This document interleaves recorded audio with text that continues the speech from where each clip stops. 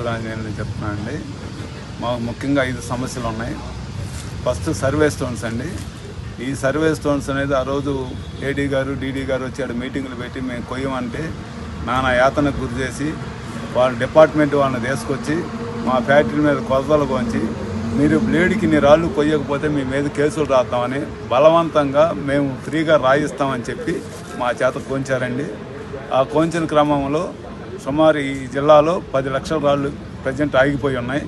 ఆ కోసే క్రమంలో ఫస్ట్ ఫ్రీ రాయిస్తామన్నారు. తర్వాత రాళ్ళు ఇకపోగా ఆ డంపుల్లో డోరల్లో ఏడబడితే ఆడ క్వారీలో పడేసిన వాళ్ళ మా మీద ఉన్న భయాందోళనతో మేమే వాళ్ళ దగ్గర రిక్వెస్ట్ చేసుకున్న రాళ్ళన్నీ తీసుకొచ్చి కోసాం. ఇక్కడ సుమారు 10 లక్షల రాళ్ళు ఆగిపోయి ఉన్నాయి. వాళ్ళు మాకు ఇంతవరకు సుమారు 6 నెలల నుంచి ఆర్డర్లు ఇవ్వక నాన్న ఇబ్బంది పెట్టినందువలన ఆ ఫ్యాక్టరీలో పోవటానికి కూడా ఇబ్బంది జరుగుతూ ఆ ఫ్యాక్టరీని నడుపుకోవడానికి అవకాశం లేక ఈ రాళ్ళు అనేది ప్రజెంట్ ఈ రోజుకి శ్రీకాకుళం చిత్తూరు వారికి ఆర్డర్లు ఇస్తూ ఉన్నారు. బాపట్ల జిల్లాలో సప్లై ఎక్కువ ఉంది, కోయమను ఒత్తిడి పెట్టింది ఇక్కడే. మాకు ఆర్డర్ లేకుండా చేసి మమ్మల్ని ఇబ్బంది పెడుతున్నారు. మేము డిపార్ట్మెంట్ వారిని కానీ ఇక్కడ ఉన్న ఇన్ఛార్జీలు కానీ లోకల్ మినిస్టర్లు కానీ నాయకులు అందరూ చుట్టూ తిరుగుతూ మాకు అవకాశం వరకు అందరినీ రిక్వెస్ట్ చేయడం జరిగింది. ఎవరు కూడా చేస్తామన్నారు కానీ దాని మీద స్పందన అనేది మాకు ఇంతవరకు కనపడలేదు. కనుక ఆర్థికంగా మేము దీని కూడా నష్టపోయాం. సుమారు 40-50 కోట్ల వరకు.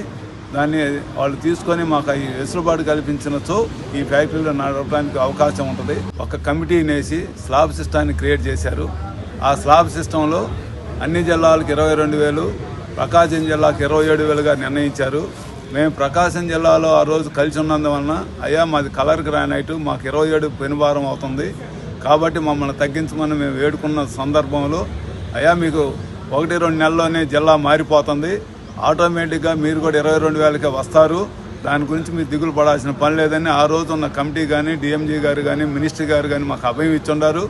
కానీ ఈ రోజుకి నోచుకోక అమైన్మెంట్ చేయలేదు కాబట్టి మేమేం చేయలేము అని ఒక నెల ఇచ్చి కూడా మళ్ళీ రిటర్న్ బ్యాక్ చేసి ఈ రోజుకి ఆ మాటలు చెబుతున్నారు. ఆ 5,000 ఒక బ్లేడ్కి 5,000 కాడికి వస్తే 4 మిషన్ల బ్లేడ్ అయితే నెలకి 20,000, సంవత్సరానికి 2,40,000 రూపాయలు పెనుభారం అవుతుంది. కాబట్టి అది ఆ స్లాబ్ సిస్టాన్ని 22,000గానే మాకు క్రియేట్ చేసి ఆ భారాన్ని తగ్గించవచ్చు. కొంత మేము ఫ్యాక్టరీ నడుపుకోవడానికి అవకాశం ఉంటుంది. ఈ జిల్లాలో సుమారుగా 570 ఫ్యాక్టరీలు ఉన్నాయి. ఈ ఫ్యాక్టరీల మీద ప్రత్యక్షంగా కానీ పరోక్షంగా కానీ సుమారు 2 లక్షల మంది జీవనోపాధి పొందుతున్నారు. ఈ క్రమంలో ఈ ఉద్యోగాలు లేక రైతువారి కుటుంబాల నుంచి యువత వచ్చి ఈ ఫ్యాక్టరీని నడిపి జనాన్ని జీవనోపాధి వీళ్ళు జీవనోపాధి చేసుకుంటూ ఉపాధి కల్పిస్తున్నారు. ఈ ఉపాధి కల్పించే క్రమంలో ఈ భారాలు మోయినందువలన అది యువత కానీ ఫ్యాక్టరీ ఓనర్లు కానీ అందరం కూడా ఇబ్బంది పడుతున్నాం. దీన్ని మీరు పరిగణలోకి తీసుకొని మాకు అవి తగ్గించవలసిందిగా కోరుతున్నాం. కోవిడ్ టైంలో కరెంటు బిల్లు తీసేస్తా ఉన్నారు నామినల్ ఛార్జీ కనుక అది ఆ రోజు తీసేసామని కట్టండి మళ్ళీ ఇస్తామని చెప్పారు. ఇచ్చిన తర్వాత మళ్ళీ 182 కోట్ల రూపాయలు మేము ఆ భారం తగ్గిస్తున్నామని పేపర్లో ప్రకటనలో పాలాభిషేకాలు చేసామని ఇచ్చినందువలన కానీ ఈ రోజుకి అమలుకు నోచుకోలేదు.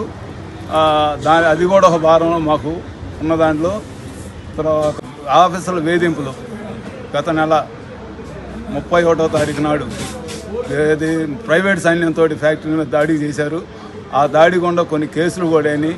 ఇలాంటివన్నీ పునరావృతం కాకుండా మీరు పరిశీలించి మాకు మెయిల్ చేసి మమ్మల్ని ఆదుకుంటారని ఆశిస్తున్నాం.